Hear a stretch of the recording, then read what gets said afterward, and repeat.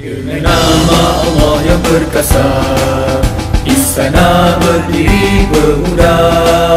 Kekuatan di tangan kita, mengangkat nusa dan Alhamdulillah, nahmaduhu wa nasta'inuhu wa nastaghfiruh, wa na'udzu billahi min shururi anfusina wa min sayyiati a'malina.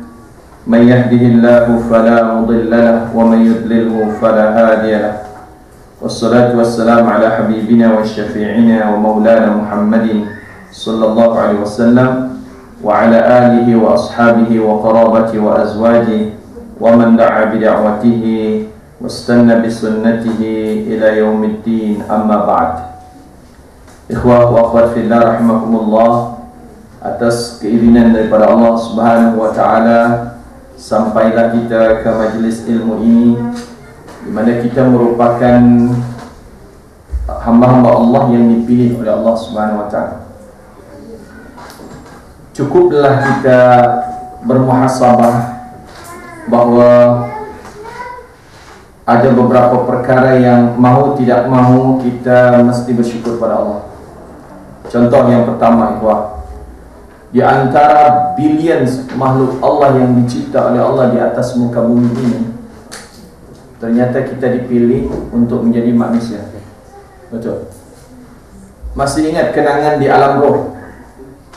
Tak ingat kan? Cuba anda cek balik. Dulu masa di alam roh pernah order tak dengan malaikat? Order, saya nak turun ke dunia, nak jadi anak manusia, malaikat? Tidak. Lembu pun tidak pernah order, tapi dia terlahir menjadi anak lembu. Itu bezanya. Maknanya kita dipilih oleh Allah untuk jadi anak manusia. Tidak ketika lahir mengembik kita. Baik. Lahir, ya, kita mengeong. Mengeong. Pandai apa? Kucing tidak pernah order, sebagaimana kita pun tidak pernah order. Tapi ternyata Allah pilih di antara bilion makhluk yang Allah cipta, kita bukan jadi jengkrik, kita jadi manusia. Apa kelebihannya? Walaqad karramna bani Adam, sungguh kami telah muliakan anak cucu keturunan Nabi Adam. Ayat lain yang pastinya kita hafal, wat-tini waz-zaitun wa turi sinina wa hadzal baladil amin. Laqad khalaqnal insana fi ahsani taqwim. Laqad khalaqnal insana, sungguh telah kami cipta manusia, kata Allah, fi ahsani taqwim, dalam wujudnya yang paling sempurna. Subhanallah. Hebat tak manusia dicipta ni. Cuba muhasabah, kenapa mata cuma dua tak tiga? Ada satu lagi di belakang. Kan tak payah tengoklah menoleh belakang, sebab ada satu. Dia kalau dicipta tiga, dua saja cukup. Balance. Subhanallah. Telinga pun demikian. Jadi hebat. Inilah dia, nak tak nak mesti bersyukur, sebab kita sudah dicipta menjadi manusia. Begitu. Ini mukadimah. Lalu di antara manusia Allah cipta lagi kita, Allah pilih kita, takdirkan kita menjadi umat Nabi sallallahu alaihi wasallam. Pernah order dulu, malaikat, saya nak turun di zaman Nabi Nuh. Ya Allah, saya nak order yang menjadi umat Nabi Adam. Takkan.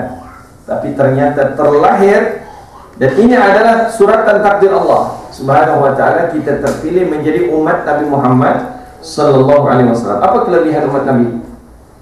Di mana letak kelebihan umat Nabi Muhammad SAW? Apa kata Rasulullah? Nahnul akhirun al-awwalun.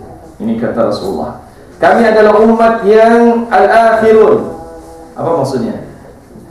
Terakhir. Al-awwalun, terawal. Lucu. Biasanya antonim tak boleh disatukan. Dia memang rajin tapi malas. Macam mana? Dia rajin tapi malas. Ya, enggak. Dia memang best student tapi last student. Tak mungkin. Ya. Tapi ternyata ulama memberikan satu fahaman terhadap hadis ini. Yang dimaksud al-akhirun memang wujud kita di akhir zaman.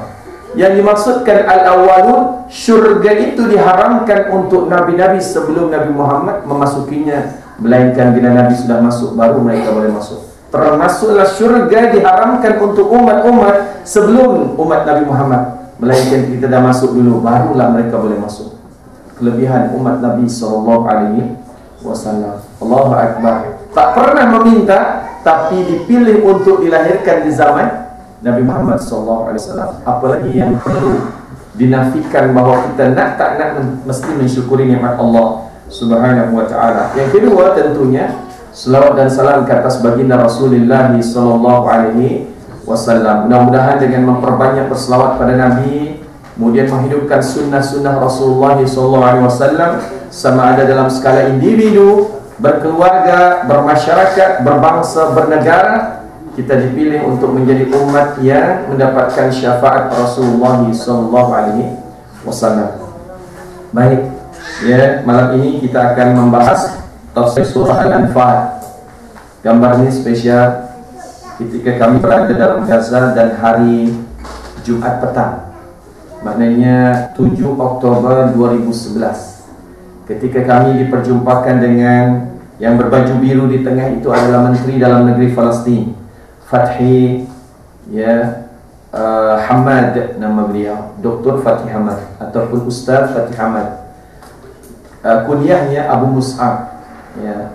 Jadi beliau adalah Menteri Dalam Negeri yang menggantikan Menteri Dalam Negeri yang terbunuh syahid pada akhir atau pada awal 2009 pada Perang Gaza. Siapa sebelumnya?